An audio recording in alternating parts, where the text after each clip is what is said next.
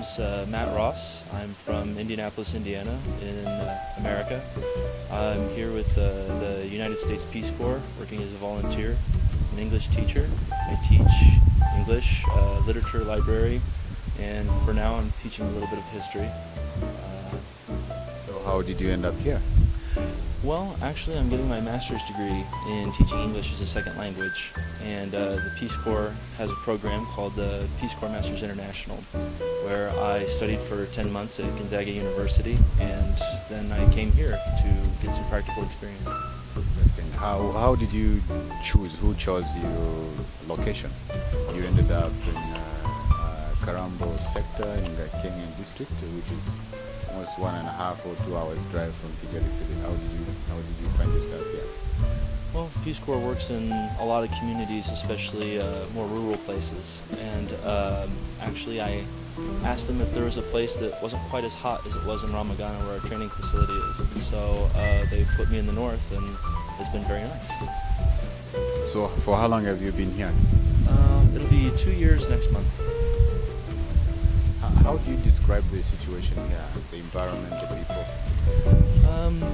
Especially the people here, I feel like I have maybe one of the more hospitable villages. People here are like very nice. Yeah.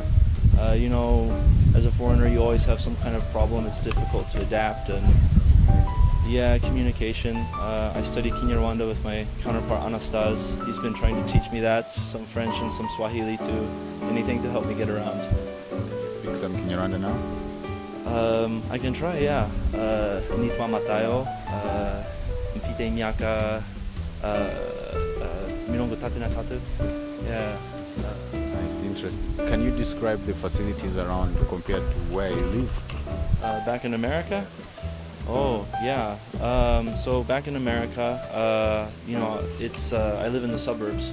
So it's a house with indoor plumbing and then a very wide yard. But most people don't garden. And here, there's no paved road that leads to it, so I have to take a moto, which I never did before I came to Rwanda. It's a very interesting experience the first time. Yeah. What's the most emotional part of the whole experience? I think it's that to see the children working very hard. I taught for many years in Japan, and they have textbooks and everything, and their students are able to excel. And yet here, in their situation, the students have they managed to improve their English very much, considering the difficulties that we sometimes have here. What about the rural area, the folks around here? How do they treat you? Do you hang out? Do you go to the bars?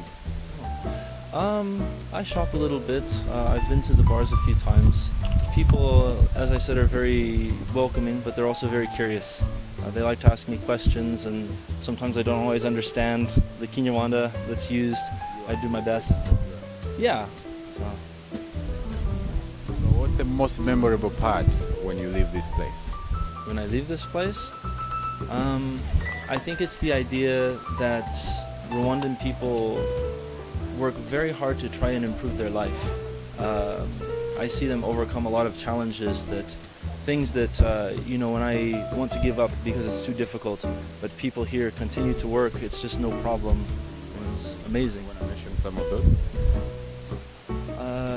I think a big struggle is that the electricity will turn off frequently, and if it's off for a few hours, I start to think, will it come back? Am I able to cook tonight? Or I can't see anything because it's dark. I have to use a flashlight, and I'll worry about it a lot. They break out flashlights and candles, and everything is okay until it comes back. It's not something that I'm used to in America.